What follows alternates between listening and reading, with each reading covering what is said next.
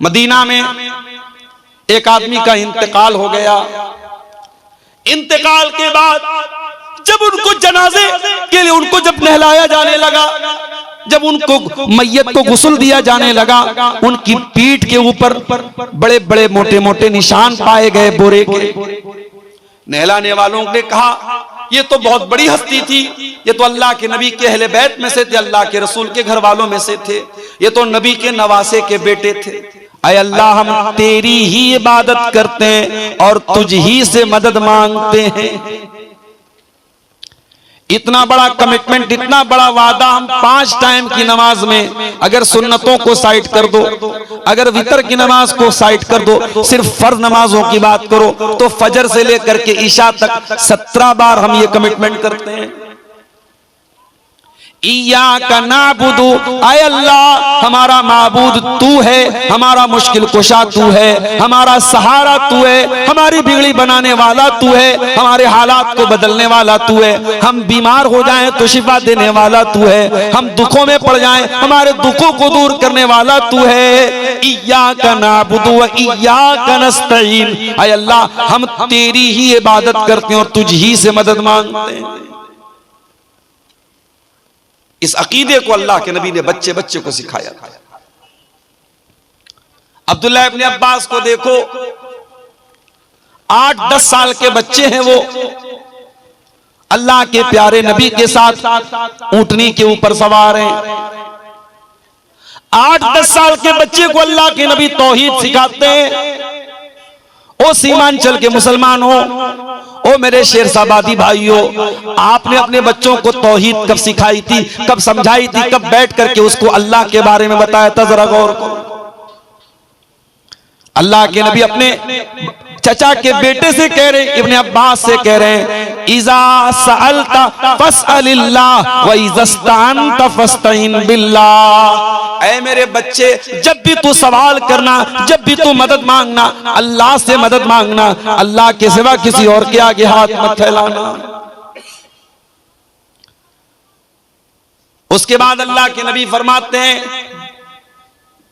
कि ऐ मेरे बच्चे, इहफज़िल्लाह तजिदहु तुजाहक, तू अल्लाह ताला के कानून की हिफाजत कर, अल्लाह के कानून का ख्याल कर, अल्लाह के हलाल और हराम का ख्याल कर, अल्लाह ताला तेरी हिफाजत करेगा। इहफज़िल्लाह तजिदहु तुजाहक, ऐ मेरे बच्चे तू अल्लाह को याद रख, अल्लाह हमेशा तेरी मदद के लिए तेरे सामने होगा। अभी हमारे शेख साहब बोले तो ना, हिंदुस्तान के हालात बड़े नाजुक हैं। हालात हमारे हक में कब अच्छे थे मेरे भाई? हालात तो बद्र में भी नाजुक थे, 313 के मुकाबले में 1000 का लश्कर था। हालात तो ओहद में भी नाजुक थे, हालात तो खंदक में भी नाजुक थे, हालात तो जंगे हुनैन में भी नाजुक थे। आप जब अपने आप को मुसलमान कहते हैं तो आपको यह मान के चलना चाहिए कि आप कांटों के रास्ते पे चल रहे हैं, आप कोई फूलों की सेज पे नहीं चल रहे। चुमी गोयम मुसलमानम बलर्जम के दानम मुश्किलाते ला इलाहा। जब मैं कहता हूं कि मैं मुसलमान हूं, मैं कांप जाता हूं, क्योंकि मैं जानता हूं ला इलाहा इल्लल्लाह कहना आसान काम नहीं है। इसके रास्ते में बड़ी दुश्वारियां हैं, बड़े ब्रेकर्स हैं, बड़ी रुकावटें हैं। अलिफ लाम मीम अहसिबन नास व युत्रकू अन यक़ूलू आमन्ना व हुम ला युफ्तनून। ऐ लोगों, क्या तुमने ये समझ के रखा है कि तुम ईमान ले आए, तुमने कलमा पढ़ लिया, अब तुमको आजमाया नहीं जाएगा, तुमको छोड़ दिया जाएगा? ऐसा होने वाला नहीं है। वलक़द फ़तन्नल्लज़ीना मिन क़ब्लिहिम फ़लयअलमन्नल्लाहुल्लज़ीना सदक़ू वलयअलमन्नल काज़िबीन। हर दौर में हमने ईमान वालों को आजमाया है, हमने सच्चों को झूठों से अलग किया है, हमने खरे को खोटे से अलग किया है। हिंदुस्तान के मौजूदा हालात ये फिल्टर का काम करेंगे, ये खरे और खोटे को अलग करेंगे, ये हालात बताएंगे कौन अपने ईमान में मजबूत है और कौन हालात के तहत समझौता कर लेता है। आप ईमान छोड़ दीजिए, सारी दुश्मनी आपसे खत्म हो जाएगी। आप इस्लाम छोड़ दीजिए, लोग आपको गले लगाने को तैयार हैं। आपकी मुसलमान लड़कियों को फंसाने के लिए, उनको इस्लाम से दूर करने के लिए बाकायदा पैकेज दिए जा रहे हैं कि भाई इतनी मुसलमान लड़कियों को फंसाओ, हम इतना पैसा देंगे, सरकारी नौकरी देंगे, ये देंगे वो देंगे, पैकेज दिए जा रहे हैं। तो ये काम आसान नहीं है मेरे प्यारे साथी। याद रखो मेरे प्यारे साथियों, इतने नाजुक हालात में भी अल्लाह के नबी की नसीहत याद रखना, इहफज़िल्लाह तजिदहु तुजाहक, अल्लाह को याद रख, अल्लाह तेरे सामने मौजूद होगा, अल्लाह तेरी मदद के लिए मौजूद होगा। जितने भी नाजुक हालात आ जाएं, क्या अल्लाह के नबी के ऊपर गारे सौर में जो हालात आए थे, क्या वो नाजुक हालात नहीं थे? आप अपने यारे गार के साथ हजरत अबू बकर सिद्दीक के साथ गारे सौर में ठहरे हुए हैं और दुश्मन बिल्कुल करीब पहुंच चुका है, इतना करीब पहुंच चुका है। हजरत अबू बकर सिद्दीक कहते हैं, अल्लाह के नबी, लौ नज़रा अहदुहुम तहता क़दमैहिल अबसरना, अगर उन्होंने जरा सा नीचे देख लिया, हम पकड़ लिए जाएंगे, हम गिरफ्तार हो जाएंगे। अय अल्लाह के नबी, हमें कौन बचाएगा?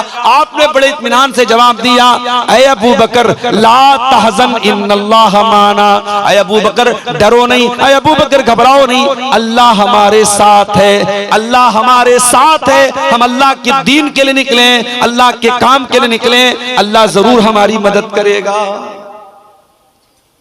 आपकी जिंदगी में नमाज नहीं है, आपकी जिंदगी में अल्लाह का डर नहीं है, आप 24 घंटे में 1 घंटा अल्लाह को दे, अल्लाह के दीन को देने के लिए तैयार नहीं है। आप जलसे में भी आते हैं, मटर गश्ती में ज्यादा वक्त गुजारते हैं, पिंडाल के नीचे बैठकर कुरान और सुन्नत की बातें सुनना आपके लिए मुश्किल है। आपके मोबाइल पर गाने भरे पड़े हैं, आप ईयरफोन लगा के म्यूजिक सुन रहे हैं। जब आप अल्लाह से दूर हैं, जब आपकी जिंदगी अल्लाह से दूर है, मेरे प्यारे भाइयों, फिर अल्लाह की मदद कहां से आएगी? नबी ने उसूल बता दिया, इहफज़िल्लाह तजिदहु तुजाहक, अल्लाह को याद रख, अल्लाह तेरे सामने। ये बात अल्लाह के नबी 8 साल के बच्चे को सिखा रहे। और अगला जुमला सुनिए, अल्लाह के प्यारे नबी फरमाते हैं, वालम अन्नल उम्मता लविज्तमात अला अन यनफऊका बिशैइन ला यनफऊका इल्ला बिशैइन क़द कतबहुल्लाहु लक। ऐ मेरे बच्चे, सारी दुनिया मिलकर के अगर तुझे कोई फायदा पहुंचाना चाहे, तेरा कोई फायदा नहीं पहुंचा सकती सिवाय उसके जो तेरे मुकद्दर में लिखा है। हमारी मस्जिदें बन गई, हमारी ईदगाह बन गई, हमने कागज क्यों नहीं ठीक किया? हमने ये सोचा साहब फला की सरकार है, वो हमारे बड़े फेवर में है, बड़े हमारे हक में है, हमें जरूरत नहीं है। आपने ये क्यों भूल गए आप कि इस मुल्क में आपको जो काम करना है कानून और संविधान के दायरे में करना है। और अभी 5 दिसंबर की लास्ट डेट है, तमाम वक्फ की जितनी प्रॉपर्टीज हैं उसको पोर्टल पे चढ़ाने के लिए मुसलमान अभी भी चादर तान के सोया हुआ है। कितनी मस्जिदें हैं, कितने कब्रिस्तान हैं, कितनी ईदगाहें हैं, अभी तक उनका कोई डाटा पोर्टल पे चढ़ाया नहीं गया है। और जो मुतवल्ली है, जो जिम्मेदार है, वह आराम से सो रहा है। सरकार ने क्लियर कर दिया 5 तारीख के बाद हम कोई इस बारे में सुनवाई नहीं करेंगे। तो भाइयों, आप बीमार होते हैं तो या अल्लाह शिफा दे दे, या अल्लाह शिफा दे दे, या अल्लाह शिफा दे दे, ये वजीफा पढ़ने से आप ठीक नहीं होते। आप डॉक्टर के पास जाते हैं, दवा लेते हैं, इलाज कराते हैं, उसके बाद आप अल्लाह से कहते हैं अल्लाह तू शिफा दे। आप रोजी रोटी कमाने के लिए दुकान खोलते हैं, शटर खोलते हैं, काउंटर पे बैठते हैं, उसके बाद अल्लाह से दुआ करते हैं अल्लाह कस्टमर भेज दे, मेरी रोजी में बरकत दे दे, तब अल्लाह तबारक व तआला आपको रोजी देता है। दुनिया दारुल अस्बाब है। आप यहां चुपचाप हाथ पैर के तोड़ के बैठ के दूसरों के भरोसे रहेंगे तो ये दुनिया, याद रखिए, ये दुनिया का उसूल है, ये दुनिया दूसरों को कुचल करके आगे बढ़ना जानती है।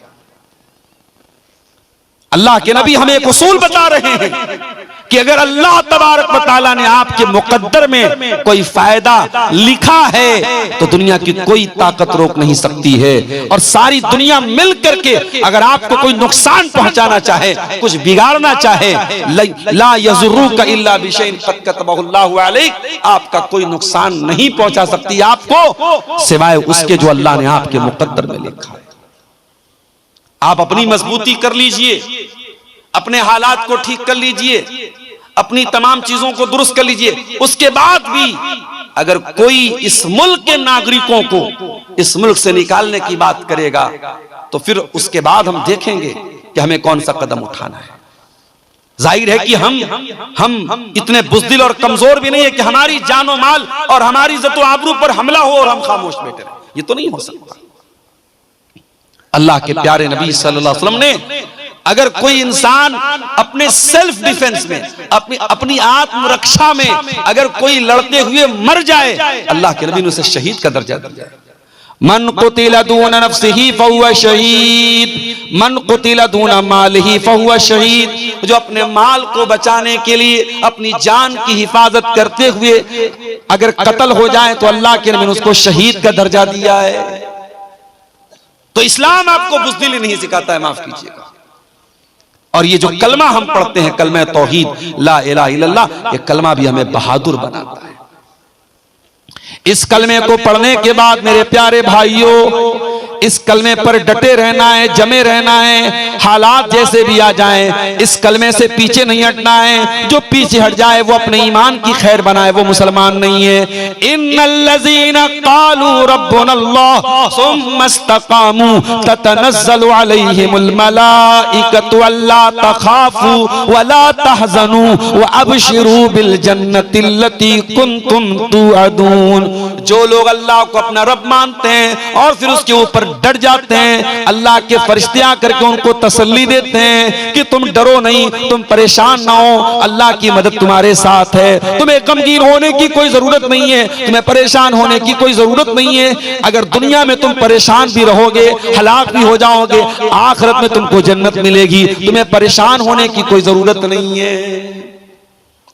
मेरे प्यारे भाइयों, हजरत बिलाल को कौन भूल सकता है। उनका मालिक उमैया बिन खल्फ उनको तपती रेत पे लिटा दिया करता था, सीने पर गर्म पत्थर रख देता था और उनको वार्निंग देता था, ऐ बिलाल हम तुझे टॉर्चर करना बंद कर देंगे, हम तुझे तकलीफें देना बंद कर देंगे, हम तुझे सताना बंद कर देंगे। ऐ बिलाल बस तू मोहम्मद के दीन को छोड़ दे, तू इस्लाम को छोड़ दे, तू तौहीद को छोड़ दे। बिलाल कोई हैंडसम और खूबसूरत तो नहीं थे, बिलाल काले कलूटे थे, बिलाल गुलाम थे, बिलाल हबशा के रहने वाले थे, मगर बिलाल के काले सीने में जो दिल था वो दिल बड़ा रोशन, बड़ा नूरानी था। वो दिल अल्लाह की तौहीद से भरा हुआ था, वो दिल अल्लाह की मोहब्बत से भरा हुआ था। बिलाल का सीना छलनी हो रहा है, बिलाल की पीठ अरब की तपती रेत पर पिघल रही है, मगर बिलाल की जबान से क्या निकलता है? बिलाल कहते हैं अहद अहद, मेरा अल्लाह एक है, मेरा रब एक है, मेरा माबूद एक है। उस एक अल्लाह की तौहीद के साथ मैं कोई समझौता करने को तैयार नहीं। हजरत खुबैब इब्न अदी को देखो, सूली पे चढ़ाया जा रहा है। सूली पे चढ़ाने के पहले खुबैब से कहा गया है, खुबैब क्या तेरी कोई आखिरी ख्वाहिश है तो तू पूरी कर ले। खुबैब ने कहा मैं 2 रकात नमाज पढ़ना चाहता हूं, कब पढ़ ले। खुबैब ने वजू बनाया, 2 रकात नमाज पढ़ी और बहुत हल्की नमाज पढ़ी और सलाम फेरने के बाद कहा, ऐ मक्का के काफिरों, अगर मुझे इस बात का डर न होता कि कहीं तुम ये न समझो कि मैं मौत के डर से नमाज को लंबा कर रहा हूं, मैं थोड़ी और लंबी नमाज पढ़ता। उसके बाद खुबैब को सूली पे चढ़ाने की तैयारी हो गई, खुबैब की जान लेने की तैयारी हो गई। सूली पे चढ़ाने के पहले खुबैब को एक मौका दिया गया, ऐ खुबैब क्या तू ये कहने को तैयार है, क्या तू ये मानने को तैयार है, क्या तू अपनी जबान से ये जुमला बोलने को तैयार है कि मेरी जगह आज मोहम्मद रसूलुल्लाह को सूली पे चढ़ा दिया जाए। ऐ खुबैब अगर तू इतना बोल दे हम तुझे छोड़ देंगे, हम तुझे माफ कर देंगे, हम तुझे जीवन दान दे देंगे। ऐ खुबैब तेरे सीने में रसूल की कैसी मोहब्बत थी, तेरे सीने में ईमान की कैसी मोहब्बत थी। खुबैब ने कहा, मक्का के काफिरों, तुम मेरी जगह मेरे नबी को सूली पे चढ़ाने की बात बात कर रहे हो, अरे मैं तो ये भी गवारा न करूंगा कि मेरे नबी के पांव में कांटा भी चुभोया जाए और खुबैब की जान को बख्श दिया जाए, खुबैब को माफ कर दिया जाए, खुबैब को छोड़ दिया जाए। खुबैब तो इस पर भी गवारा, ये खुबैब को तो ये भी गवारा नहीं है। ये तौहीद की बरकत है मेरे साथ। तौहीद इंसान को हिम्मती बनाती है। हजरत सुमैया को देखो, है तो वो एक औरत।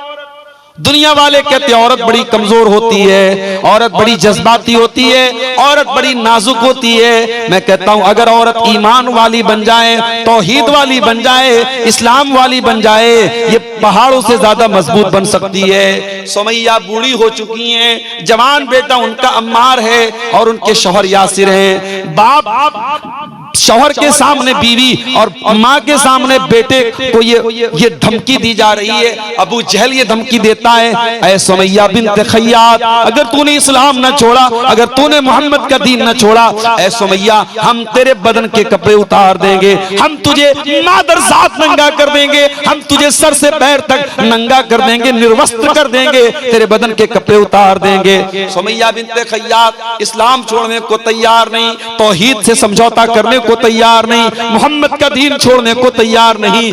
बिल आखिर अबू जहल ने सुमैया को नंगा कर दिया, जवान बेटे के सामने उसकी मां को बरहना कर दिया और बड़ी बेदर्दी से बर्छी मार के हजरत सुमैया को शहीद कर दिया। इस्लाम की राह में पहला खून बहाने वाली अगर कोई औरत है वो सुमैया बिन्त खय्यात है। मेरे प्यारे भाइयों, एक औरत होने के बावजूद सुमैया ने जान तो दे दी मगर ईमान से समझौता न किया। सुमैया ने कयामत तक आने वाले मुसलमानों को ये मैसेज दिया, वो तौहीद पे चलने वालों, हालात से घबरा न जाना, हालात से परेशान न हो जाना। अगर तुम तौहीद वाले हो तो अपने कलेजे को मजबूत कर लेना। तौहीद आपको मजबूत बनाती है मेरे भाई।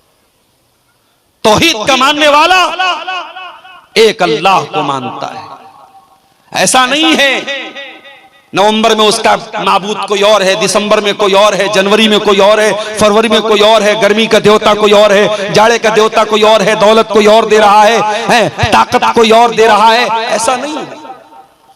उसे दौलत अगर मांगनी हो अल्लाह से मांगेगा, उसे शिफा मांगनी हो अल्लाह से मांगेगा। हजरत यूसुफ अलैहिस्सलाम को देखो, यूसुफ कहां पहुंच गए? जेल में पहुंच गए। जबकि हजरत यूसुफ नबी थे, बाप भी नबी थे, वो भी नबी थे, बहुत खूबसूरत थे हजरत यूसुफ अलैहिस्सलाम।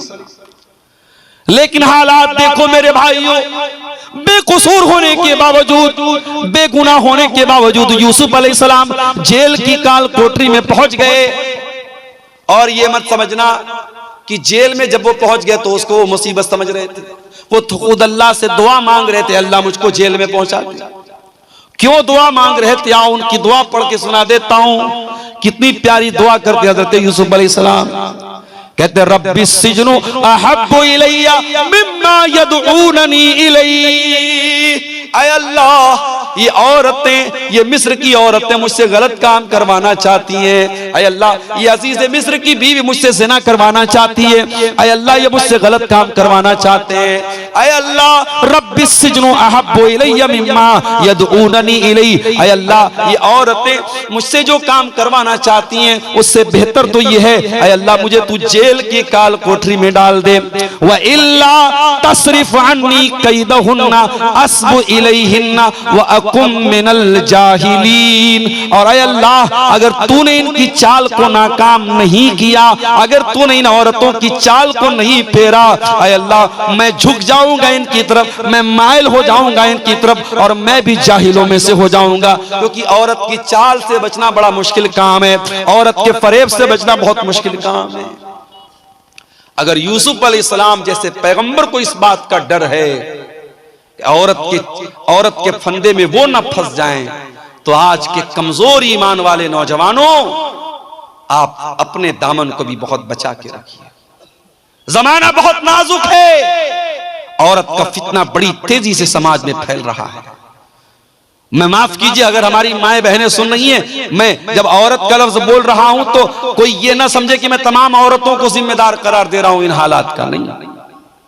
लेकिन ये अल्लाह के नबी की हदीस भी है कि दुनिया का सबसे बड़ा फितना इस उम्मत के मर्दों के लिए सबसे बड़ा फितना औरत का फितना है। और ये औरत कब फितना बनती है? जब इस्लाम से दूर होती है, जब दीन से दूर होती है, जब बेहया होती है, जब बच्चलन होती है, जब ये खूबसूरत कपड़े पहनकर मेकअप करके सज के संवर के अपने हुस्न की नुमाइश करती है, तभी औरत फितना बनती है। और यही औरत अगर इस्लाम के दायरे में रहे तो दुनिया की सबसे बड़ी नेमत बन जाती है। अल्लाह के नबी ने फरमाया दुनिया का सबसे बड़ा खजाना 3 चीजें हैं, 3 चीजों को खजाना बना लो, 3 चीजों को स्टोर कर लो, 3 चीजों को अपने घर में बचा के रख लो। कल्बन शाकिरा व लिसानन जाकिरा व ज़ौजतन मुमिनतन तुईनुहु अला अम्रिल आखिरा। अपने सीने में ऐसा दिल पैदा कर लो जो अल्लाह का शुक्र अदा करने वाला हो, अपने मुंह में ऐसी जबान पैदा कर लो जो अल्लाह का जिक्र करने वाली हो, और ऐसी औरत अपने घर में लेके आ जाओ जो दीनदार हो और दीन में तुम्हारी मदद करे, दीन के कामों में तुम्हारी मदद करे। मेरे प्यारे साथियों, हजरत यूसुफ अलैहिस्सलाम उस औरत के फितने से बचने की दुआ करते और कहते हैं अल्लाह मुझे तू जेल में पहुंचा। अल्लाह ने यूसुफ अलैहिस्सलाम की दुआ कबूल कर ली। यूसुफ बेगुनाह थे फिर भी जेल में पहुंच गए, और जेल में पहुंचने के बाद यूसुफ अलैहिस्सलाम आराम से नहीं बैठ गए। हम और आप होते तो जेल में पहुंच करके आंसू बहाते, हम कहां चले आए। न तो घर के जैसा बिस्तर है, न तो घर के जैसा खाना है, न मां है पास में, न बाप है पास में। और यूसुफ नबी के बेटे हैं, पैगंबर के बेटे हैं, बड़े बाप के बेटे हैं, बड़े नाज़ो नेमत से उनको पाला गया था, और आज कहां पहुंच गए? कैद खाने में पहुंच गए। कोई अपराध भी नहीं किया, कोई कसूर भी नहीं है, लेकिन यूसुफ अलैहिस्सलाम जेल की काल कोठरी में पहुंचने के बाद भी अपने मिशन को नहीं भूलते। वो जेल के अंदर जो कैद खाने के अंदर जो साथी होते हैं उनको तौहीद की दावत देने लगते हैं, उनको इस्लाम के बारे में बताने लगते हैं। 2 कैदियों से कहते हैं या साहिब इस सिजनी अरबाबुम मुतफर्रिकून खैरुन अमिल्लाहुल वाहिदुल कहार। ऐ मेरे कैद खाने के साथियों, ये बताओ कि एक अल्लाह ज्यादा बेहतर है या कई खुदाओं को मानना ज्यादा बेहतर है? मा ताबुदून मिन दूनिही इल्ला अस्माअन सम्मैतुमूहा अंतुम व आबाउकुम मा अंज़लल्लाहु बिहा मिन सुल्तान। ऐ लोगो, तुम अल्लाह को छोड़ के जिनको पुकारते हो वो तो सिर्फ नाम है जो तुमने रख लिए, तुम्हारे बाप दादा ने रख लिए, उनकी अल्लाह ने कोई दलील नहीं उतारी है। भाई नाम रख लिया आपने, किसी का नाम रख लिया आपने गौसे आजम, सबसे बड़ा मदद करने वाले, किसी का नाम रख लिया गरीब नवाज, गरीबों को देने वाला, किसी का नाम रख लिया दस्तगीर, हाथ पकड़ने वाला, किसी का नाम रख लिया दाता देने वाला, किसी का नाम आपने रख लिया मुश्किल कुशा। आपने नाम रख लिए हैं, अल्लाह को छोड़ करके इनकी कोई हकीकत नहीं है, अल्लाह के सिवा कोई देने वाला नहीं है। मेरे प्यारे तो तौहीद आपके ज़हन को सुकून देती है। मेरे प्यारे साथी, तौहीद पर चलने वाला एक रास्ते पर चलता है। प्राणपुर से कटिहार जाने वाला रास्ता अगर हमको पकड़ना है और हम पीछे मनिहारी का रास्ता पकड़ लें, कहीं और निकल जाएं, हम मंजिल से भटक जाएंगे। अगर आप तौहीद पर चल रहे हैं तो तौहीद आपको सिरात मुस्तकीम के रास्ते पे लेके जाएगी, जन्नत के रास्ते पे लेके जाएगी। और यही वजह है तौहीद पर चलने वाला वो इधर उधर भटकता नहीं, कभी यहां कभी वहां नहीं रहता है, वो एक प्लेटफॉर्म पे रहता है। इहदिनस सिरातल मुस्तकीम, वो 5 टाइम अल्लाह से यही दुआ करता है, अल्लाह हमको सिरात मुस्तकीम पे कायम रख, हमको इसी सीधे रास्ते पे चलने की तौफीक दे। तौहीद पे चलने वाला सुकून की दौलत से माला माल होता है। मेरे प्यारे नौजवान साथियों, आपसे एक बात कहना चाहता हूं, सुकून किस चीज का नाम है? क्या ज्यादा पैसा कमा लेने का नाम सुकून है? माफ करना, बड़े बड़े अरबपतियों को रात में सोने के लिए स्लीपिंग पिल्स लेनी पड़ती है, नींद की दवाएं लेनी पड़ती हैं। और किसी गांव का कोई गरीब आदमी रात में साग रोटी खा लेता है, मछली भात खा लेता है, दाल चावल खा लेता है और आराम से सो जाता है। इसका मतलब यह हुआ कि सुकून का ताल्लुक पैसे से नहीं है। जितने सुकून के साथ वो गरीब आदमी अपनी झोपड़ी में सो रहा है, वो करोड़पति महल में उतने सुकून से नहीं सो रहा है। इसीलिए बहुत ज्यादा दौलत के पीछे ना भागो मेरे प्यारे भाइयों। दौलत कमाओ, दौलत जरूरी चीज है, लेकिन अगर दौलत मिल गई, हलाल तरीके से मिल गई, तो हराम रास्तों पे न जाना, वरना सुकून की दौलत छिन जाएगी।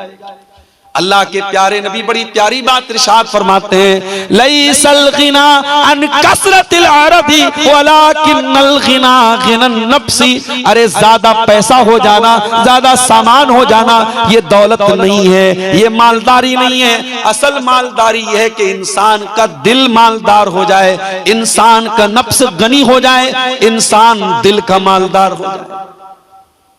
कुछ लोग होते हैं ना, चमड़ी चली जाए दमड़ी न जाए, पैसा बहुत है, मगर एक पैसा भी अल्लाह की राह में खर्च करने की बात आ जाए, किसी गरीब को देने की बात आ जाए, नानी मर जाती है।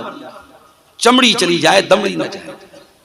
पैसा है, दौलत है, दिल नहीं है। और मैं देखता हूं कभी कभी मदरसों में चंदा जब लोग देते हैं, दान देते, गरीब आदमी जो बेचारा बहुत मामूली कमाने वाला है, अपनी हैसियत से बढ़ के वो देता है। और करोड़पति लोग बेचारे जो है वो बंगला में तकरीर करने वाला उसको दाएं बाएं से खींचता है, पकड़ता है, बुलाता है, उसके बाद बड़ी मुश्किल से 5,000 10,000 रुपया वो निकालता है। तो अल्लाह ताला क्या तो नीयत देखी जाएगी, अल्लाह क्या तो इखलास देखा जाए। सही बुखारी की पहली हदीस क्या है? इन्नमल आमालु बिन्नियात। सारी नेकियों का दारो मदार अल्लाह ताला की नीयत पर है। आप कटिहार छोड़ के दिल्ली जा रहे हैं, आप कटिहार छोड़ के गुवाहाटी जा रहे हैं, आप कटिहार की सरजमीन छोड़ के मुंबई जा रहे हैं, किस लिए जा रहे हैं? पैसा कमाने के लिए, बाल बच्चों का पेट भरने के लिए। और एक आदमी कटिहार छोड़ के या कोई भी जगह छोड़ के दूसरी जगह जा रहा है, क्यों जा रहा है? अपना दीन बचाने के लिए, अपना ईमान बचाने के लिए, अपने आप को इस्लाम पर अमल करने के लिए। दोनों ने शहर छोड़ा, दोनों ने वतन छोड़ा, लेकिन जिसने दीन और ईमान के लिए अपना वतन छोड़ा उसको शरीयत में मुहाजिर कहा जाएगा, उसके अमल को हिजरत कहा जाएगा, उसको हिजरत का सवाब मिलेगा। लेकिन जो रोजी रोटी के लिए, किसी लड़की से शादी करने के लिए, किसी औरत को हासिल करने के लिए, किसी दौलत को हासिल करने के लिए अपना शहर छोड़ के जाएगा, उसको हिजरत का सवाब नहीं मिलेगा। अमल एक है, काम एक है, नीयत अलग अलग हो गई तो मामला बदल गया मेरे प्यारे साथियों। इसलिए नीयत को दुरुस्त करो।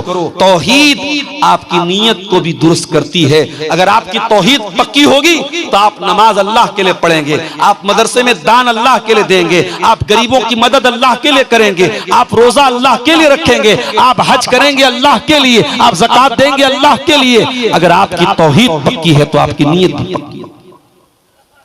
परसों जुमा का दिन है, फजर की नमाज में अगर आप पहुंचे, और उम्मीद है कि आप पहुंचेंगे, क्योंकि आप जलसे में अगर रात को 1 डेढ़ बजे 2 बजे तक जलसे में आप रह रहे हैं तो आपके अंदर दीन का बड़ा जज्बा है, बड़ा शौक है, तो आप फजर की नमाज भी जमात से जरूर पढ़ते होंगे इंशाअल्लाह। अगर आप जुमा के दिन फजर की नमाज में पहुंचे और इमाम साहब ने सुन्नत के मुताबिक पहली रकात में सूरह सजदा की तिलावत की और दूसरी रकात में उन्होंने सूरह दहर की तिलावत की, तो सूरह दहर में ये आयतें भी आप इमाम साहब के मुंह से सुनेंगे।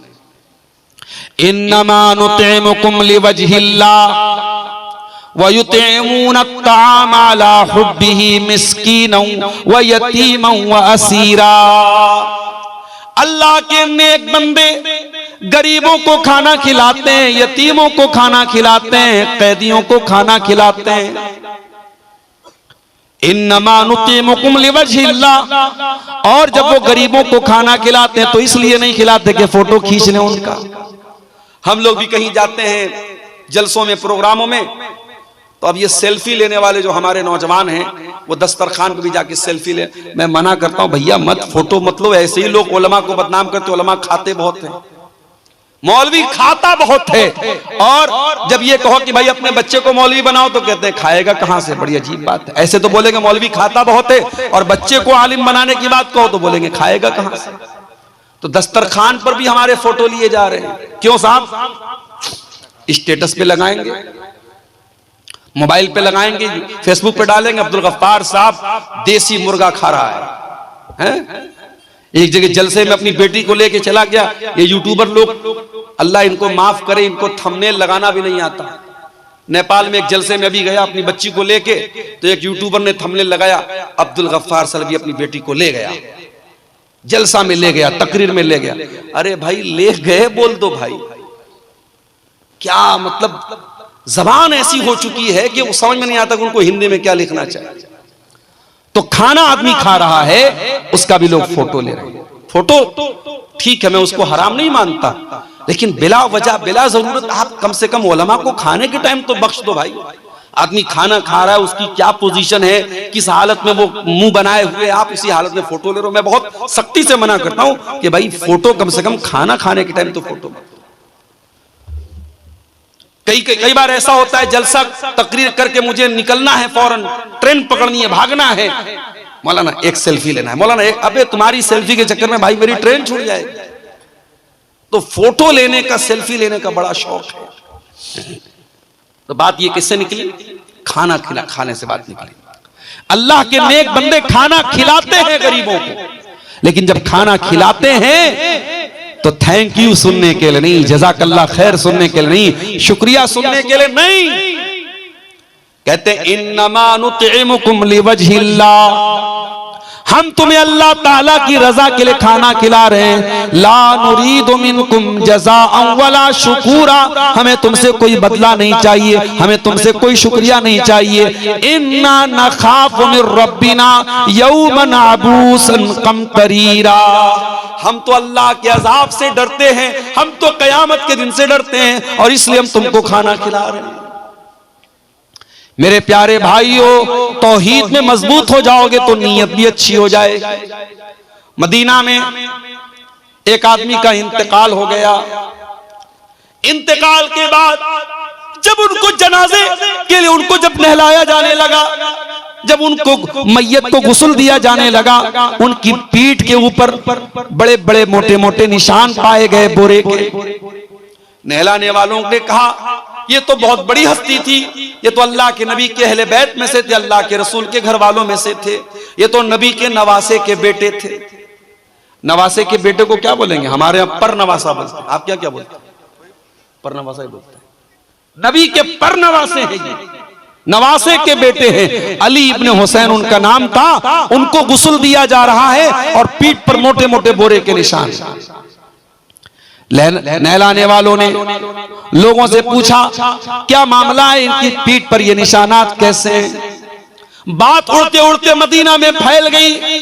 मदीना के कुछ गरीब घरों तक ये बात पहुंची। उन गरीबों ने आकर के कहा अल्लाह की कसम हमें पता चल गया इनकी पीठ पर ये मोटे मोटे निशान क्यों हैं। कहा महीने की पहली तारीख आती थी, हर महीने की पहली तारीख को हमारे घर का महीने भर का राशन अल्लाह का कोई नेक बंदा बोरे में भर के अपनी पीठ पे लाद के महीने की पहली तारीख को हमारे घरों पे पहुंचा दिया करता था।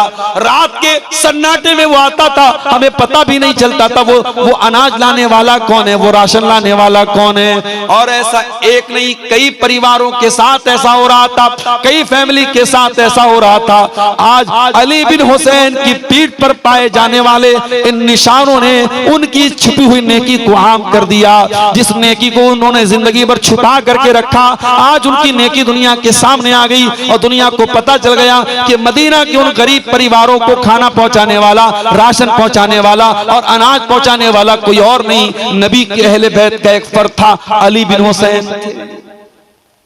ये इखलास होता है मेरे प्यारे साथियों, तौहीद की बरकत से आपके अंदर इखलास आता है। अगर आप तौहीद में पक्के हो जाएंगे, अल्लाह ताला आपको सुकून की दौलत भी देगा। वही सुकून जिस सुकून को तलाश करने वाले आज कहां कहां तलाश कर रहे हैं। ये शराबी शराब क्यों पी रहा है, ये जिना करने वाला जिना क्यों कर रहा है, ये लड़कियों से चैटिंग क्यों कर रहा है, ये पाउडर के जरिए ड्रग्स क्यों ले रहा है। इन तमाम लोगों से पूछ तो कहते हम तो सुकून के लिए ऐसा कर रहे हैं। शराब पीने वाला सुकून के लिए शराब पी रहा है, सिगरेट पीने वाला सुकून के लिए सिगरेट पी रहा है, खैनी खाने वाला सिगरेट के लिए सुकून के लिए खैनी खा रहा है। यानी जितने ये नशे की चीजें हैं ये सब सुकून के लिए कर रहा है। ऐ सुकून की तलाश में ये हराम काम करने वालों, ऐ शराब में डूबे इंसानों, ऐ नशे की लत में मुब्तला नौजवानों, ऐ लड़कियों से चैटिंग करके अपने आप को सुकून पहुंचाने का ख्वाब देखने वालों, आओ कुरान तुमको बताता है सुकून कहां मिलेगा। कुरान तुमको नुस्खा बताता है, कुरान तुमको तरीका बताता है। अला बिज़िक्रिल्लाहि तत्मइन्नुल कुलूब, मेरे बंदो तुम्हें सुकून मिलेगा तो अल्लाह के जिक्र में मिलेगा, तुम्हें सुकून मिलेगा तो अल्लाह के कलाम में मिलेगा, तुम्हें सुकून मिलेगा तो अल्लाह को याद करके मिलेगा। आज कितने मुसलमान हैं उनके घर में 24 घंटे में एक बार कोई अल्लाह का नाम लेने वाला नहीं, कोई एक आदमी भी नमाज पढ़ने वाला नहीं, कोई एक औरत भी कुरान पढ़ने वाली नहीं। दिन रात मोबाइल पे गाने बज रहे हैं, दिन रात बच्चों के हाथ में मोबाइल, बड़ों के हाथ में मोबाइल, गाने बजाने मुसलमानों के घरों में बज रहे हैं। ओ लोगों, आपने बिल्डिंगें तो बड़ी आलीशान बना ली, आपने मकान तो बड़े अच्छे बना लिए, मगर माफ करना, अगर आपके घरों में अल्लाह का नाम नहीं लिया जा रहा है, अगर आपके घरों में अल्लाह का जिक्र नहीं हो रहा है, मैं नहीं कह रहा हूं, अल्लाह के प्यारे नबी फरमा रहे हैं, ऐसा घर मुर्दा है मुर्दा। आपने फरमाया मसलुल बैतिल लज़ी युज़करुल्लाहु फीही वल बैतिल लज़ी ला युज़करुल्लाहु फीही मिस्लल हय्य वल मय्यित। जिस घर में अल्लाह का नाम लिया जाए वो घर जिंदा है, और जिस घर में अल्लाह का नाम ना लिया जाए वो घर मुर्दा है। हमारे घर मुर्दा हो चुके हैं, जिन घरों में अल्लाह का नाम ना लिया जाए उन घरों में सुकून कहां से आएगा। अगर आज बच्चे माँ बाप की बात नहीं मानते, माँ बाप बच्चों के साथ नाइंसाफी कर रहे हैं, भाई भाई से लड़ाई कर रहा है, देवरानी जेठानी में आज अगर झगड़े हो रहे हैं, ननद और भाभी में झगड़े हो रहे हैं, तो मेरे प्यारे साथियों घर में सुकून आए तो कहां से आए, बरकत आए तो कहां से आए। बरकत का तो तरीका हमने खो दिया है, सुकून का तरीका हमने खो दिया है।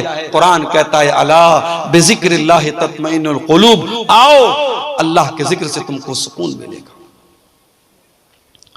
अभी मैं आज एक साइंसदान के बारे में पढ़ रहा था। थाईलैंड की एक यूनिवर्सिटी चियांग माऊ एक यूनिवर्सिटी है, उसमें एक प्रोफेसर हैं जो एनाटॉमी के प्रोफेसर हैं, और उनका नाम क्या है? उनका नाम है तेजा तेलाक। वो थाईलैंड के हैं, थाई प्रोफेसर है, एनाटॉमी के वो प्रोफेसर है। और वो एनाटॉमी का मतलब होता है इंसान के बदन की जो पार्ट्स ऑफ बॉडी हैं, जो शरीर के जो अंग हैं, उस पर वो रिसर्च करते हैं, उसके बारे में वो तहकीक करते हैं। थाईलैंड की उस यूनिवर्सिटी के प्रोफेसर साहब ने जब तहकीक करना शुरू किया, रिसर्च करना शुरू किया, एक सवाल बार बार उनको डिस्टर्ब कर रहा था कि इंसान की बॉडी में जो दर्द होता है, उस दर्द को बदन का कौन सा हिस्सा रिसीव करता है। इंसान की बॉडी में वो जो दर्द होता है, जो पेन होता है, उस दर्द को बॉडी कैसे फील करती है, बॉडी कैसे महसूस करती है। सबसे पहले बॉडी का कौन सा ऐसा अंग है जो दर्द को फील करता है। डॉक्टर साहब परेशान थे, प्रोफेसर साहब परेशान थे। अचानक किसी ने एक दिन उनको कुरान दे दिया। कुरान पढ़ते हुए सूरह निसा की आयत उनकी आंखों से गुजरी। अल्लाह ने फरमाया कुल्लमा नज़िजत जुलूदुहुम बद्दलनाहुम जुलूदन गैरहा। जब जहन्नमी जहन्नम में डाले जाएंगे, उनके बदन की चमड़ी जल जाएगी, खराब हो जाएगी, हम नई चमड़ी चढ़ा देंगे, हम नई चमड़ी चढ़ा देंगे ले यज़ूक़ुल अज़ाब, ताकि बार बार वो अजाब का मजा चखें, उनको अजाब का दर्द फील हो, उनको अजाब का दर्द महसूस हो। प्रोफेसर साहब ने जब कुरान की आयत पढ़ी, उन्होंने कहा इसका मतलब ये हुआ कि शरीर में अगर कोई अंग है जो दर्द को सबसे पहले फील करता है, सबसे पहले रिसीव करता है, तो वो इंसान की स्किन है, इंसान की चमड़ी है, इंसान की त्वचा है। डॉक्टर साहब ने, वीडियो मौजूद है यूट्यूब पर, आप जाके देख लीजिए, सऊदी अरब में एक बहुत बड़ी कॉन्फ्रेंस हुई और उस कॉन्फ्रेंस में खड़े होकर के उन्होंने इस्लाम कबूल किया, ला इलाहा इल्लल्लाह मुहम्मद रसूलुल्लाह का कलमा पढ़ा, और उन्होंने कहा 1400 साल पहले अरब के एक उम्मी को ये बात किसने बताई जो मेरी पूरी जिंदगी जिंदगी की रिसर्च का निचोड़ है, पूरी जिंदगी मेहनत करने के बाद और तहकीक करने के बाद जो बात मैं बता रहा हूं, कुरान हकीम 1400 साल पहले वो बात कैसे बता रहा है, इसका मतलब ये कुरान अल्लाह का कलाम है। मेरे प्यारे साथियों, आज अगर आप तौहीद पर पक्के हो जाएं, आप अल्लाह का जिक्र और कुरान अगर आप पढ़ना शुरू करें, आप जब बड़े बड़े प्रोफेसर और बड़े बड़े पढ़े लिखे लोगों के दिल की दुनिया बदल गई, आपके दिल की दुनिया भी बदल जाएगी। मगर हमारा दिल का आलम यह है, हमारा दिल बड़ा कठोर हो चुका है मेरे साथियों, ये दिल बड़ा सख्त हो चुका है, ये दिल बड़ा कठोर हो चुका है। कुरान कहता है लौ अंज़लना हाज़ल कुरान अला जबल, इस कुरान को हमने किसी पहाड़ के ऊपर भी उतारा होता तो पहाड़ भी अल्लाह के खौफ से रेजा रेजा हो जाता। लरअयतहु खाशियम मुतसद्दिअम मिन खशियतिल्लाह, इस कुरान के अंदर वो पावर है कि बड़े बड़े पहाड़ को भी चकनाचूर कर सकता है, लेकिन इंसान के दिल पर आज कुरान का कोई असर नहीं हो रहा है। क्यों? क्योंकि पहाड़ से ज्यादा कठोर हो चुका है इंसान का दिल। मेरे प्यारे साथियों, सुकून की दौलत भी इसी कुरान के जरिए मिलेगी, इसी अल्लाह के जिक्र के जरिए मिलेगी, और जो आदमी तौहीद के रास्ते पर चलता है उसके दिल को अल्लाह ताला सुकून की दौलत से भी माला माल कर देता है। मूसा अलैहिस्सलाम को देखिए, बनी इस्राइल को लेके जा रहे हैं, फिरौन को पता चला, फिरौन ने पीछा किया, सामने दरियाए कुलजुम आ गया। मूसा अलैहिस्सलाम के साथियों ने क्या किया है, मूसा इन्ना लमुद्रकून, अब तो हम पकड़ लिए जाएंगे, अब हमें कौन बचाएगा। मूसा अलैहिस्सलाम ने बड़े इत्मीनान से जवाब दिया, कल्ला इन्ना मइया रब्बी सयहदीन, ऐ मेरी कौम के लोगों, मेरा रब मेरे साथ है, मेरा अल्लाह मेरे साथ है, वो जरूर कोई ना कोई रास्ता निकालेगा। ये सुकून हजरत मूसा के दिल में कैसे पैदा हुआ? ये तौहीद की बदौलत पैदा हुआ। जब इंसान की तौहीद पक्की होगी, जब अल्लाह पर यकीन पक्का होगा, बड़े बड़े मुश्किल हालात में भी वही सुकून उसके दिल में मौजूद होगा। मूसा अलैहिस्सलाम ने कहा मेरा रब मेरे साथ है, वो जरूर कोई ना कोई रास्ता निकालेगा। फ़अौहैना इला मूसा अन इज़रिब बिअसाकल बहरा फनफलक फकान कुल्लु फिरकिन कत्तौदिल अज़ीम। अल्लाह फरमाता है, हमने मूसा से कहा, ऐ मूसा तू पानी के ऊपर अपने आसा को, अपनी लाठी को मार दे, पानी फट जाएगा और दोनों तरफ पानी रुक जाएगा और बीच में रास्ता बन जाएगा। पानी के ऊपर कभी रास्ता बनते दिखाया? मनिहारी का ब्रिज बन रहा है, कितने जमाने से काम चल रहा है, अभी लोग बता रहे 2026-27 में काम कंप्लीट होगा। पानी के अंदर ब्रिज बनाना आसान काम नहीं, पानी के अंदर पिलर खड़ा करना आसान काम नहीं है। अल्लाह ताला की टेक्नोलॉजी देखो मेरे भाई, अल्लाह ने पानी को रोक दिया दोनों तरफ और बीच में रोड बन गई, रास्ता बन गया, और मूसा अलैहिस्सलाम अपने साथियों के साथ बड़े आराम से पानी को क्रॉस कर गए। अल्लाह ताला की जो टेक्नोलॉजी होती है, अल्लाह की जो तदबीर होती है, इंसान वहां तक पहुंच भी नहीं सकता। वल्लाहु खैरुल माकिरीन, इंसानों की तदबीर अल्लाह की तदबीर के सामने कुछ नहीं है। जब अल्लाह अपनी प्लानिंग करेगा तो इंसानों की तदबीर, इंसानों की चालबाजी, इंसानों की मक्कारी धरी की धरी रह जाएगी। अल्लाह की तदबीर उनकी सारी मक्कारियों को खत्म कर देगी मेरे प्यारे साथी। तो तौहीद पे चलने वाला सुकून की दौलत से माला माल होता है। जो इंसान तौहीद पर चलता है वो अल्लाह के कैमरे से हमेशा डरता रहता है। दुनिया का कैमरा, आज आप किसी बड़े मार्केट में चले जाएं, कटिहार के किसी बड़े दुकान में, मॉल में चले जाएं, आप मालदा में चले जाएं, आसपास पूर्णिया चले जाएं, बड़ी बड़ी दुकानों पे कैमरे लगे हैं। क्यों लगे हैं भाई कैमरे? कैमरे लगे हैं साहब, उनको कहते हैं सीसीटीवी कैमरा। वो सिक्योरिटी के लिए लगे हैं, सुरक्षा के लिए लगे हैं। कैमरा लगा है तो चोरी नहीं होगी, कैमरा लगा है तो कोई गलत काम नहीं होगा। जो इंसान तौहीद पर चलता है उसे अल्लाह ताला के कैमरे का डर सबसे ज्यादा होता है, क्योंकि इंसान का बनाया हुआ कैमरा तो फेल भी हो सकता है। इंसान के बने हुए कैमरे में जो चीजें रिकॉर्ड हो रही हैं उनका टाइम होता है, 1 महीना तक रिकॉर्ड होंगी, 6 महीने तक रिकॉर्ड होंगी, 1 साल तक रिकॉर्ड होंगी, उसके बाद वो फाइल डिलीट हो जाएगी, खत्म हो जाएगी।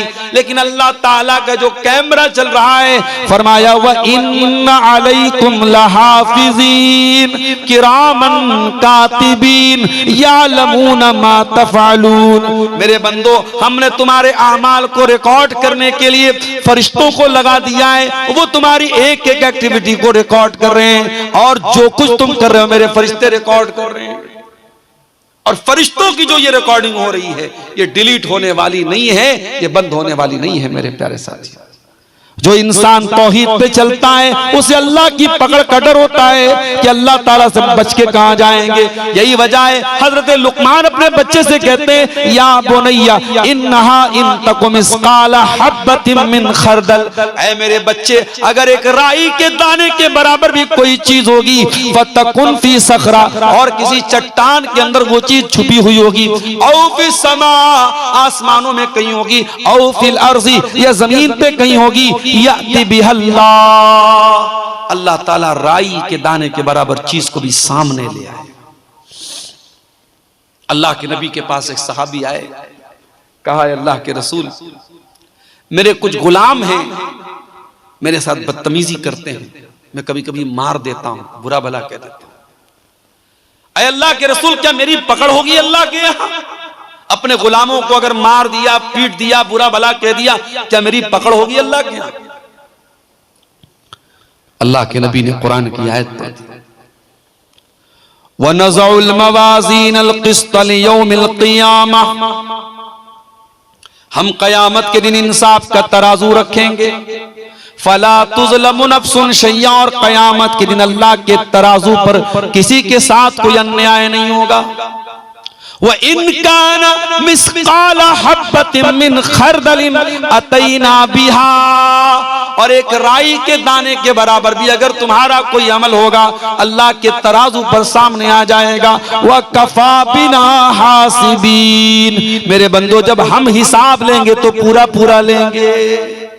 अल्लाह के नबी ने कुरान की आयत पढ़ी और कहा कि ऐ मेरे सहाबी, आप अपने गुलामों को जो मारते हैं, पीटते हैं, जो बुरा भला कहते हैं, उसको कैलकुलेट किया जाएगा, उसको नापा जाएगा, उसको तौला जाएगा। अगर आपके गुलामों की जो बदतमीजी है, आपके गुलामों की जो नाफरमानी है, अगर वो ज्यादा निकली और आपकी सजा कम निकली, तो आपको उनकी नेकी मिल जाएगी, आपके गुनाह कुछ कम हो जाएंगे। लेकिन अगर आपने अपने गुलामों को जो सजा दी है, जो मारा है, जो पीटा है, अगर आपकी सजा ज्यादा है और आपके गुलामों की गलती कम है, तो फिर उनके गुनाह आपके ऊपर लादे जाएंगे और आपको अपनी नेकियों से हाथ धोना पड़ेगा। अल्लाह।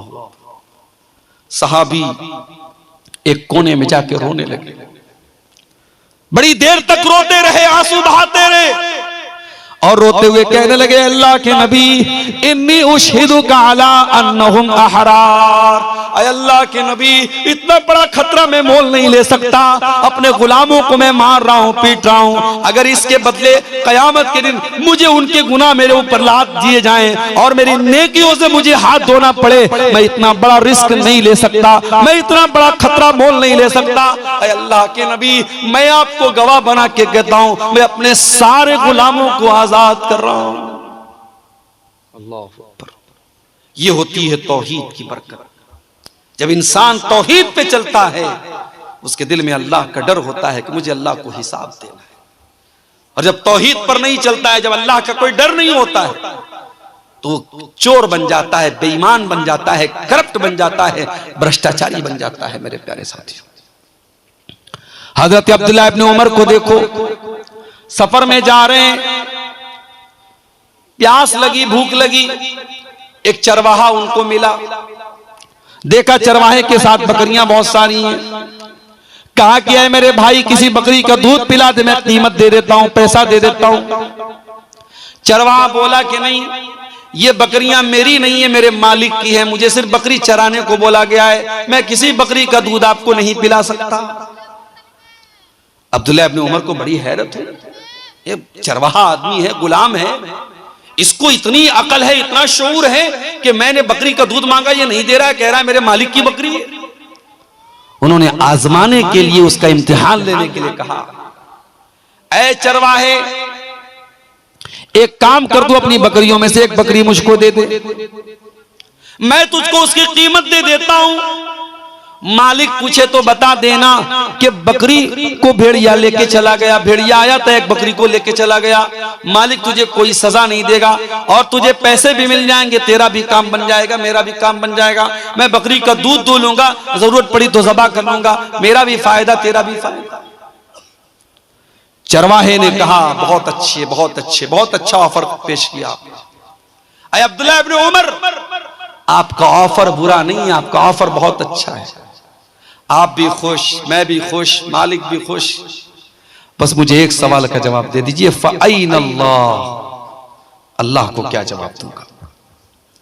कल अल्लाह पूछेगा कयामत के दिन कि तूने अपने मालिक के साथ गद्दारी की, चीटिंग की, फ्रॉड किया, धोखा किया, बेवकूफ बनाया अपने मालिक को, मैं अल्लाह को क्या जवाब दूंगा? बस मुझको इतना बता दीजिए। उस चरवाहे के मुंह से फ़अैन अल्लाह, अल्लाह कहा गया, मैं अल्लाह को क्या जवाब दूंगा?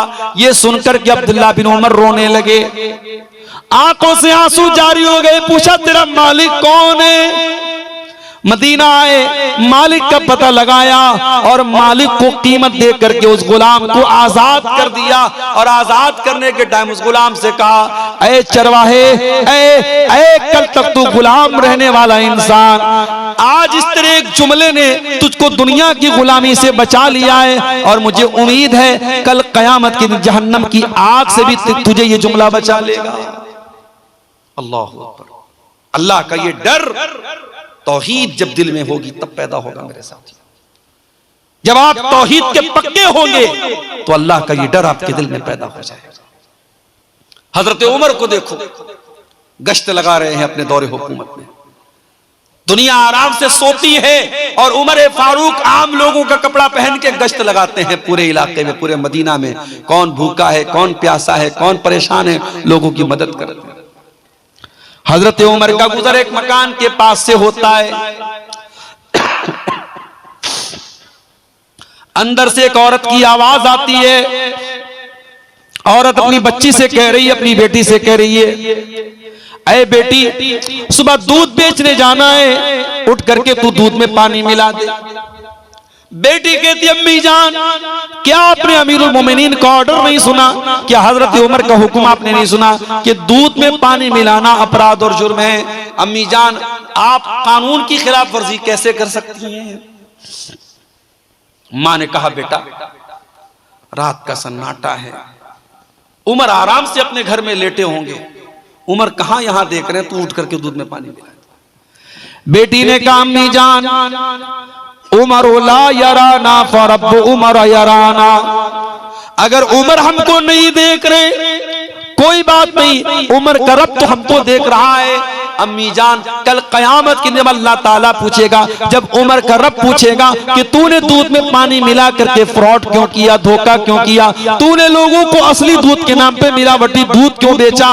अम्मी जान, हम अल्लाह को क्या जवाब देंगे? क्या अल्लाह भी नहीं देख रहा है? हजरत उमर ने मकान का नंबर नोट किया, घर आए, सारे बच्चों को बुलाया।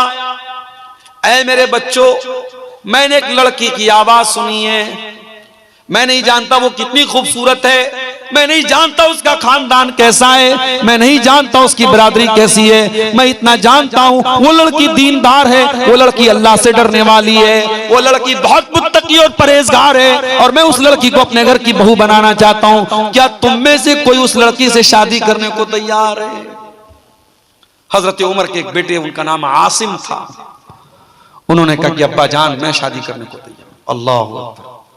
यहां तो जब तक पूरा जोग्राफिया न तय कर लिया जाए, लड़की कितनी पढ़ी लिखी है, लड़की कितनी खूबसूरत है, लड़की कितनी स्मार्ट है, उसकी इंस्टाग्राम पर कितनी आईडी है, व्हाट्सएप पर कितने नंबर हैं, कौन सा मोबाइल वो चलाती है, जब तक सारा जोग्राफिया न पता कर लिया तब तक रिश्ता कहां तय होता है।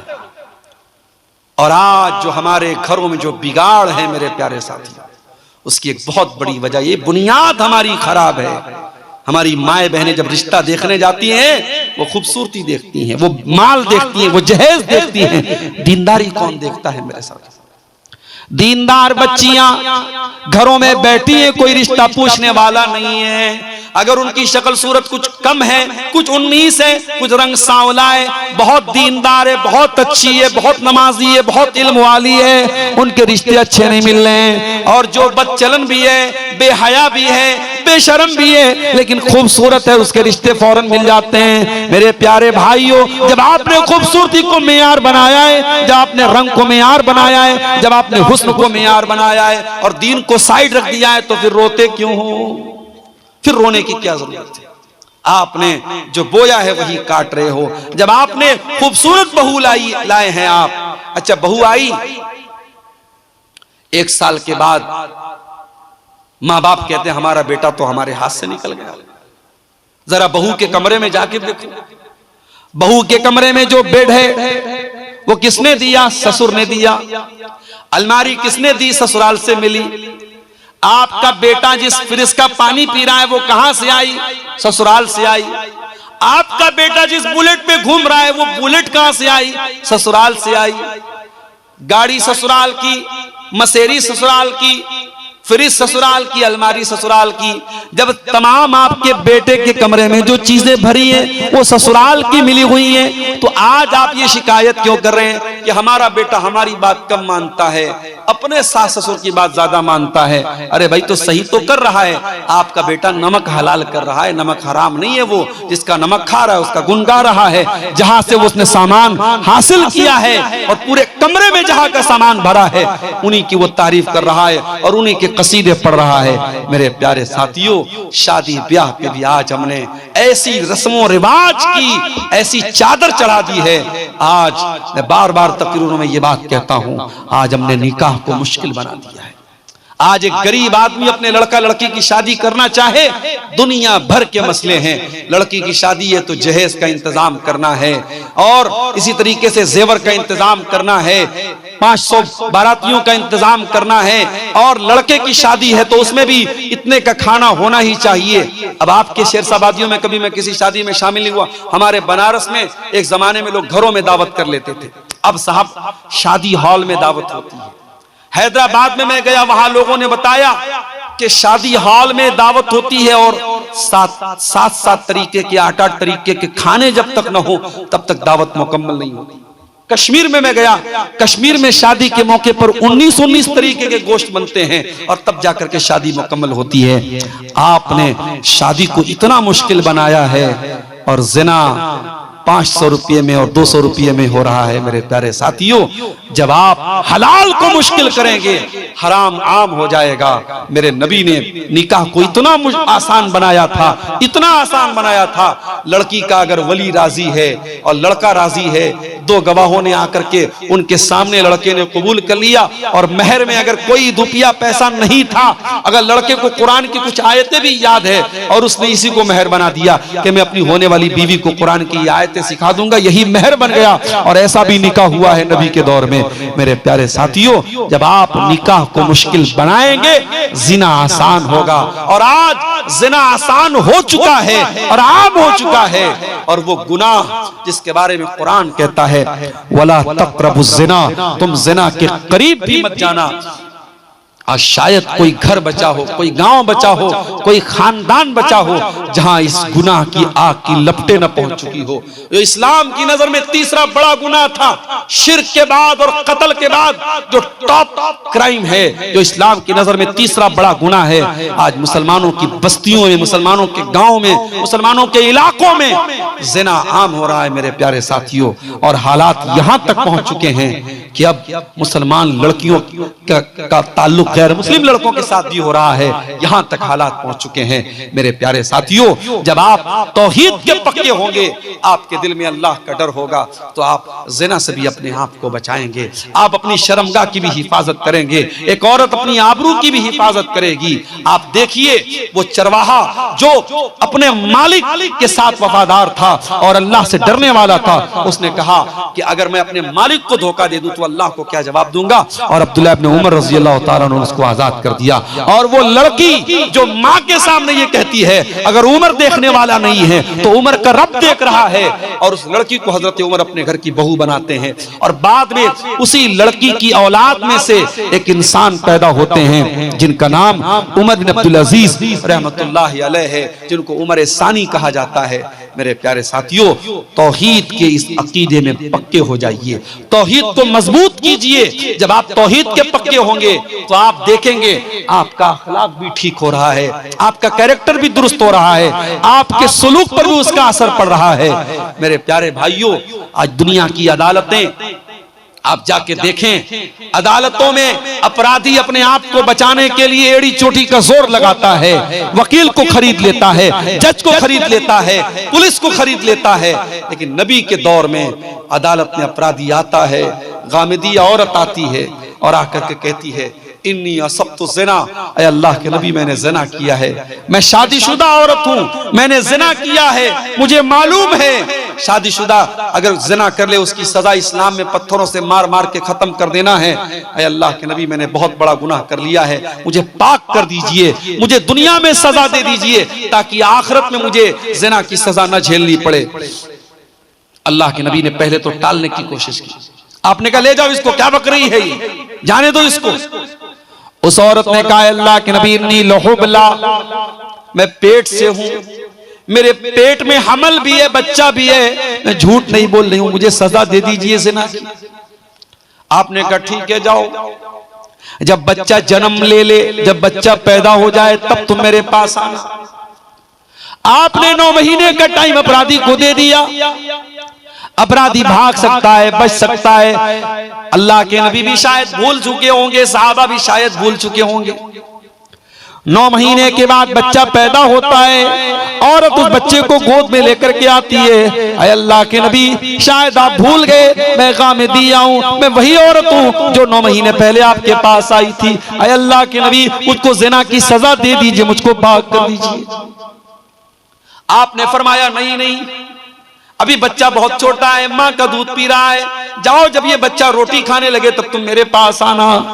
अल्लाह के प्यारे नबी ने 2 साल का टाइम अपराधी को और दे दिया, 2 साल का मौका और दे दिया कि जा तू भाग सकता है तो भाग जा, बच सकता है तो बच जा, अपने आप को बचा सकता है तो बचा ले।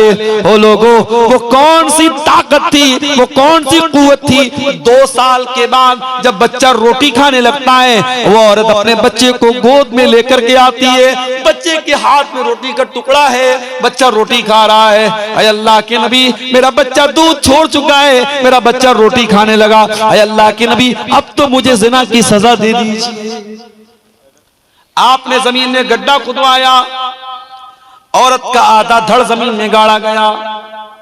जो इस्लाम में सजा है शादीशुदा की सजा, ज़िना की, पत्थरों से मारा गया, उस औरत को रज्म किया गया। जब पत्थरों से मारा जाने लगा, उस औरत के खून के कुछ छींटे हजरत खालिद बिन वलीद के कपड़ों पर पड़ गए। हजरत खालिद बिन वलीद की जबान से कुछ नाजेबा कलमात निकल गए, कुछ नामुनासिब कलमात उस औरत के हक में निकल गए। उन्होंने कुछ ऐसी बातें बोल दी कि पता नहीं कैसी औरत का खून मेरे कपड़े पर पड़ गया। अल्लाह के नबी ने बड़े गुस्से में फरमाया महलन या खालिद, ऐ खालिद खबरदार, ऐ खालिद अपनी जबान को लगाम दो, ऐ खालिद ये कोई मामूली औरत नहीं है। लक़द ताबत तौबतन, इसने अल्लाह की बारगाह में सच्ची तौबा की है। लौ ताबहा साहिब मुक्सिन लगुफिर लहू, अगर कोई डाकू भी ऐसी तौबा करता तो अल्लाह उसको भी माफ कर देता। ये है तौहीद की बरकत। जब आप तौहीद के रास्ते पर आते हैं तो आपका दिल ऐसा हो जाता है कि आप अल्लाह की बारगाह में आकर के अपने गुनाहों का इकरार कर लेते हैं। मेरे साथी, इसलिए मेरे प्यारे भाइयों, जो गुनाहों के बोझ से बोझल बना हुआ है, जो गुनाहों की जंजीरों में जकड़ा हुआ है, आओ ये रात का सन्नाटा है, ये रात का सुहाना वक्त है, जाओ वजू करके अपने कमरे में, अपने मस्जिद में, या जहां भी मुनासिब हो, जा करके अल्लाह के सामने सजदे में सर झुका दो और अल्लाह के सामने अपने गुनाहों का रोना रो लो, अल्लाह के सामने अपनी गलतियों का इकरार कर लो। यकीन जानो जब अल्लाह के सामने तुम सर झुका दोगे मेरे प्यारे साथियों, फिर आपको कहीं और सर झुकाना नहीं पड़ेगा। शायर कहता है वो एक सजदा जिसे तू गिरा समझता है, 1000 सजदों से देता है आदमी को नजात। आज हमारे देश में इस तौहीद के खिलाफ भी बातें हो रही हैं, इस्लाम के खिलाफ भी बातें हो रही हैं, और ऐसा मैसेज दिया जा रहा है, ऐसा नैरेटिव गढ़ा जा रहा है कि इस्लाम का मानने वाला सबसे घृणा करता है, सबसे नफरत करता है। माफ कीजिएगा, तौहीद नफरत नहीं सिखाती है, तौहीद इंसानियत सिखाती है। इस्लाम की नजर में कोई पैदाइशी एतबार से ऊंचा नीचा नहीं है। दूसरे मजहब वालों के यहां किसी के बारे में यह अकीदा है कि वो साहब वो उनके भगवान के सर से पैदा हुआ है, कोई पेट से पैदा हुआ है, कोई पैर से पैदा हुआ है, कोई निचली जाति का है, कोई ऊंची जाति का है। ये उनका अकीदा है, उनकी बिलीफ है, उनकी आस्था है। मैं उस पर कोई कमेंट नहीं करता। मगर इस्लाम क्या कहता है? या अय्युहन्नास इन्ना खलकनाकुम मिन ज़करिन व उन्सा व जअलनाकुम शुऊबन व क़बाइला लितारफू इन्न अक्रमकुम इंदल्लाहि अत्क़ाकुम। हे मानव जाति, हे इंसानों, तुम एक माता पिता की संतान हो, आदम की औलाद हो, हव्वा की औलाद हो। हाँ, तुम्हारे कबीले अलग अलग है, तुम्हारे खानदान अलग अलग हैं। कोई शेरशाहबादी है, कोई अंसारी है, कोई शेख है, कोई बंगाली है, कोई बिहार का रहने वाला है, कोई कुरैशी है, कोई उस्मानी है, कोई कुछ है। ये खानदान अलग अलग हैं, ये बिरादरियां अलग अलग हैं। ओ लोगों, ये बिरादरियां इसलिए नहीं है लितारफू, ताकि तुम एक दूसरे को अपने से ऊंचा समझो। नहीं, ये बिरादरियां तो पहचान के लिए हैं, ये बिरादरियां तो तुम्हें एक दूसरे को जानने के लिए हैं। इन्ना अक्रमकुम इंदल्लाहि अत्क़ाकुम। अल्लाह ताला क्या तुम्हारी मेरिट अगर बनेगी तो तकवा की बुनियाद पे बनेगी। अल्लाह क्या तुम्हारा दर्जा अगर तय होगा तो तकवा की बुनियाद पर होगा। आप कौन सी बिरादरी के हैं, कौन से खानदान के हैं, आपका बाप कौन था, अल्लाह क्या ये नहीं देखा जाएगा? अल्लाह के आपका तकवा आपकी मेरिट तय करेगा। मेरे प्यारे साथियों, हजरत नूह अलैहिस्सलाम का बेटा एक नबी का बेटा होने के बावजूद डूब गया। और शायर कहता है, बगावत पर हुआ आमादा तो डूबे नूह का बेटा। यहाँ नामो नसब की बरतरी से कुछ नहीं होता। नबी का अपना चचा अबू लहब बहुत खूबसूरत भी था, बहुत गोरा चट्टा भी था, अब्दुल मुत्तलिब का बेटा था, हाशिम का पोता था, मालदार भी था। लेकिन उसने जब इस्लाम की मुखालफत की, जब तौहीद की मुखालफत की, कयामत तक के लिए कुरान में उसके बारे में आयत नाजिल हो गई, तब्बत यदा अबी लहबिन व तब, अबू लहब के दोनों हाथ टूट जाए और अबू लहब बर्बाद हो जाए। मेरे प्यारे साथियों, इसलिए आप जब तौहीद के रास्ते पर चलते हैं तो तौहीद एक ऐसी चीज है जो आपको इंसानी भाईचारा भी देती है। इसलिए भारत में जो लोग ये गलतफहमी फैला रहे हैं कि इस्लाम नफरत को बढ़ावा देता है, नहीं, इस्लाम तो भाईचारे को बढ़ावा देता है। हाँ, इस्लाम ये जरूर सिखाता है कि सृष्टि करने वाले की इबादत करो, मखलूक की नहीं, खालिक की इबादत करो, क्रिएशन की नहीं, क्रिएटर की इबादत करो, जमीन व आसमान की नहीं, जमीन व आसमान बनाने वाले की इबादत करो। दुनिया की और सारी मजहबी जो ताकतें हैं वो ये कहती हैं सब कुछ खुदा है, और इस्लाम ये कहता है सब कुछ खुदा का है, सब कुछ अल्लाह का है, सब कुछ अल्लाह की तरफ से है। और जब मरने वाला मरता है मुसलमानों के यहाँ तो हम एक जुमला पढ़ते हैं, इन्ना लिल्लाहि व इन्ना इलैहि राजिऊन, कि हम सब अल्लाह की प्रॉपर्टी हैं और हमें मर के अल्लाह ही की तरफ पलट के जाना है। मेरे प्यारे साथियों, तौहीद के कुछ समरात और तौहीद के कुछ फवायद मैंने आपके सामने बयान किए हैं। मैं उम्मीद करता हूं कि आप इस जो मैसेज दिया गया है इस तकरीर में, तौहीद का जो दर्स आपके सामने रखा गया है, उसको आप अपने ज़हनों में उतारेंगे। हम अल्लाह से दुआ करते हैं, रब्बुल आलमीन हमें कलमे तौहीद के तकाज़ों को समझने की तौफीक अता फरमा। रब्बुल आलमीन हमें मरते दम तक तौहीद पे चलने वाला बना दे। इलाल आलमीन हमें शिर्क व बिदअत से हमारी हिफाजत फरमा। ऐ अल्लाह, जिस इदारे के लिए आज का ये प्रोग्राम मुनक़िद हुआ है, इस कब्रिस्तान के लिए, अल्लाह ताला इस कब्रिस्तान की तामीर या उसकी जो जमीन के लिए जो ताउन जिन लोगों ने किया है, अल्लाह उस ताउन को कबूल फरमाए। और जिन लोगों ने इसमें हिस्सा नहीं लिया है उनसे भी बड़े अदब से गुजारिश करूंगा, जाते जाते, चूंकि कब्रिस्तान की जमीन भी, आप अभी कल गाजीपुर में मेरा एक प्रोग्राम था, वहां लोगों के पास अपना कब्रिस्तान नहीं था तो लोग अपने घरों में ही अपने मुर्दों को दफन कर देते थे, और वहां पे बाकायदा कहीं कहीं कब्र के ऊपर मकान बना हुआ है। तो ये कब्र की भी बेहुरमती है और इंसानी लाश की भी बेहुरमती है। इसलिए मुसलमानों की बस्ती में कब्रिस्तान होना चाहिए, और कब्रिस्तान के लिए अगर ये प्रोग्राम हो रहा है तो बहुत अच्छा कदम है, और हमें और आपको जरूर इसमें अपना ताउन करना चाहिए। अल्लाह ताला हमारी नेकियों को कबूल फरमाए, जब तक हम दुनिया में जिंदा रहें, इस्लाम पर जिंदा रहें। सभी खूबी सभी तारीफ है अल्लाह को ज़ेबा। सभी खूबी सभी तारीफ है अल्लाह को ज़ेबा। बुजुर्गी है उसी आका ए आली जाह को ज़ेबा। वो है सारे जहानों का खुदाए बर तरो बाला। बराबर सारी मखलूकात का है पालने वाला। बहुत ही मेहरबान है वो, बड़ा ही मेहरबान है वो। सदा रहमत फशा रहमत फशा रहमत फशा है वो। वही रोज़े क़यामत का अकेला हुक्मरान होगा। किसी का मशवरा होगा न कोई दरमियां होगा। खुदावंदा तेरे आगे हम अपना सर झुकाते हैं। तुझी को पूजते हैं हम, तुझी से लौ लगाते हैं। खुदावंदा तुझी से हम, तुझी से चाहते हैं हम मददगारी। तुझे आती है अपने आरज़ूमंदों की दिलदारी। दिखा दे हमको सीधी राह पर ले चल। जिन्हें तूने नवाजा है उन्हीं की राह पर ले चल। न उनकी राह पर ले चल, खुदाई मार है जिन पर। तेरी फटकार है जिन पर, तेरी दुत्कार है जिन पर।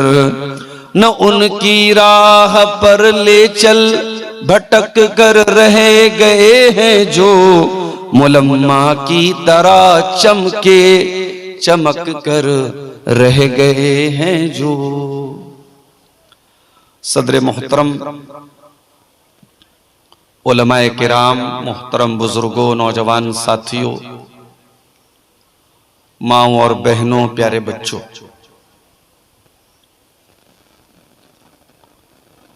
घड़ी में 1 बजने को है। दिसंबर की सर्द रात है। प्रोग्राम अब अपने उस मोड़ पर है जिसको हम आखिरी मोड़ कहते हैं। और मुझे ये मालूम है कि बहुत देर से आप हजरात शिद्दत से मेरा इंतजार कर रहे थे। मगर शायर कहता है कि हुई ताखीर तो कुछ बाइसे ताखीर भी था। कुछ तो मजबूरियां रही होंगी, यूं कोई बेवफा नहीं होता। 360 किलोमीटर मुसलसल सफर करने के बाद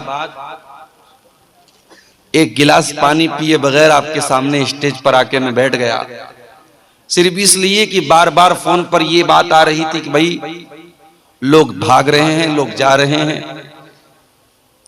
और मजमा मुंतशिर हो रहा है। आप जितना जल्दी मुमकिन हो आ जाए। और आप यकीन करें कि कटिहार से प्राणपुर की रोड पर 120 और 130 की स्पीड में गाड़ी चल रही हो और सामने कोहरा की चादर से लिपटी हुई फिजा भी हो, तो ये कोई आसान काम नहीं है मेरे प्यारे साथी। अल्लाह की तौफीक, अल्लाह की मदद, आपकी दुआएं ये हर मोड़ पर मेरा साथ देती हैं। और मैं तदरीस के साथ साथ सीमांचल के इन दूर दराज इलाकों में पहुंचता हूं और आप हजरात के सामने खिताब करता हूं। मैं समझता हूं ये आप हजरात की दुआओं की बरकत है, अल्लाह की तौफीक है, उसकी मदद है। अल्लाह से दुआ है रब्बुल आलमीन तमाम इस्लाम के दाइयान की, मुबल्लिगीन की, उलमाए किराम की खिदमत को अल्लाह ताला कबूल फरमाए और इस तरीके के जलसे जो छोटे छोटे मदरसों को जिंदगी बख्शने के लिए मुनक्किद होते हैं, सीमांचल के ये जलसे अगर ना हो तो शायद ये मदरसे भी बंद हो जाएं। ये छोटे छोटे मदरसे गांव गांव, खेड़े खेड़े में, और इन मदरसों को बाकी रखने के लिए, इन मदरसों को जिंदा रखने के लिए ये जलसे, ये मैं समझता हूं कि सीमांचल के समाज में जो मुस्लिम समाज है, जो शेरशाबादी समाज है, उस समाज में दीनी रूह को बाकी रखने के लिए एक लाइफ लाइन का काम करते हैं ये मदरसे और ये जलसे। इन्हें हमें कायम रखना है। हाँ, कुछ खराबियां हैं, कुछ कमियां हैं, उन्हें इंशाअल्लाह हम दूर करेंगे, उनकी इस्लाह की हम कोशिश करेंगे। मेरे भाइयों, हम और आप मुसलमान हैं और हमारे इस्लाम की जो सबसे खास बात है, जो हमें दूसरों से अलग करती है, दूसरों से डिफरेंट बनाती है, वो क्या है कि हम तौहीद के मानने वाले। हमारा कलमा है ला इलाहा इल्लल्लाह, अल्लाह के सिवा कोई भी उपासना के, इबादत के, मदद मांगने के, पुकारने के लायक नहीं है। अल्लाह के सिवा हम किसी और की इबादत नहीं करते। ये जो तौहीद है, इसे आप कोई मामूली चीज मत समझिए मेरे भाई। ये आपकी शक्ति है, आपकी ताकत है, आपकी स्ट्रेंथ है। अल्लाह के करोड़ों बंदों में अल्लाह ने आपको चुना है अपनी तौहीद के लिए। आप पत्थर की इबादत नहीं करते, आप जानवर की इबादत नहीं करते, आप नदियों को अपना माबूद नहीं मानते, आप पहाड़ों को अपना रब नहीं मानते, आप आसमान को अपना रब नहीं मानते, आप जमीन को अपनी माता नहीं बोलते। आप सिर्फ और सिर्फ अल्लाह की इबादत करते हैं। और ये जो तौहीद है, इसको हमेशा अपने दिल में बिठा करके रखना है, इसे कभी भूलना नहीं है। और इसीलिए 5 टाइम की नमाज में हर रकात में हम इस बात को रिपीट करते हैं, इय्याका नअबुदु व इय्याका नस्तईन